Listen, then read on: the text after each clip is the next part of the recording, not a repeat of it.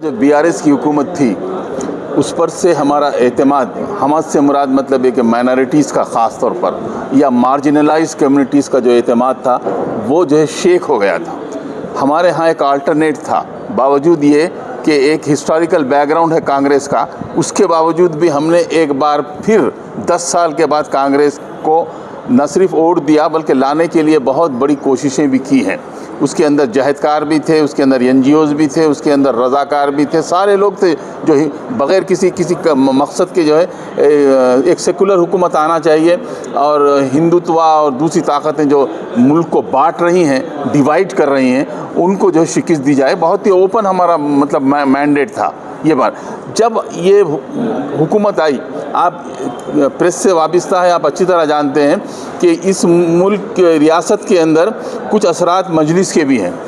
इस असरात के बावजूद भी मजलिस की अपील के ऊपर भी मुसलमानों ने वोट नहीं दिया, बल्कि अपने ज़मीर की आवाज़ पर वोट दिया और कांग्रेस को लाने में बहुत बड़ा किरदार अदा किया। अगर माइनॉरिटीज़ के वोट माइनस कर दिए जाएँ तो किसी वक्त भी जो है कांग्रेस इख्तियार पर नहीं आ सकती थी। ये हमसे मत पूछिए, आप किसी से पूछिए, that is a ground reality, you can not deny it. लेकिन हुआ ये कि जब आप पावर में आ गए तो पावर में आने के बाद जो सबसे पहले आपने भुला दिया है वो है माइनॉरिटीज़।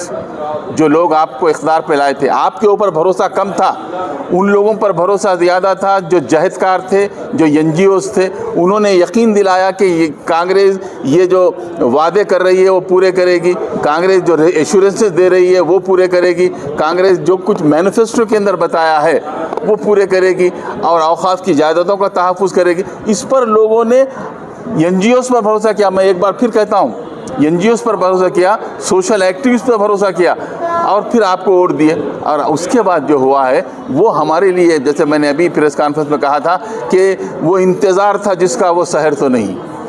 हमको जो इंतज़ार था कि सुबह निकलेगी, सूरज निकलेगा, लेकिन आज भी हमारे लिए इस 1 साल होने करीब आ रहा है, इसमें अंधेरा ही अंधेरा है हमारे लिए।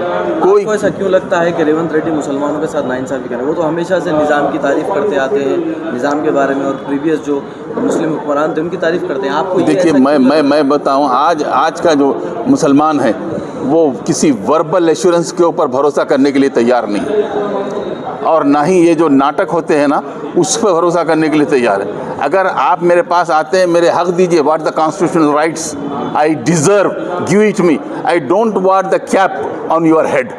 मुझे नहीं चाहिए वो कैप जो आप, मुझे नहीं चाहिए वो इमाम ज़ामिन जो आपके यहाँ पर लगा हुआ है। मुझे तो मेरे राइट्स चाहिए, डीएससी के राइट्स चाहिए, मुझे कॉन्स्टिट्यूशनल राइट्स चाहिए, मुझे पीस और इंटीग्रिटी चाहिए अपने स्टेट के अंदर, मेरे जो भी जायदादें हैं उसका तहफ़्फ़ुज़ चाहिए मुझे आपके इन बातों से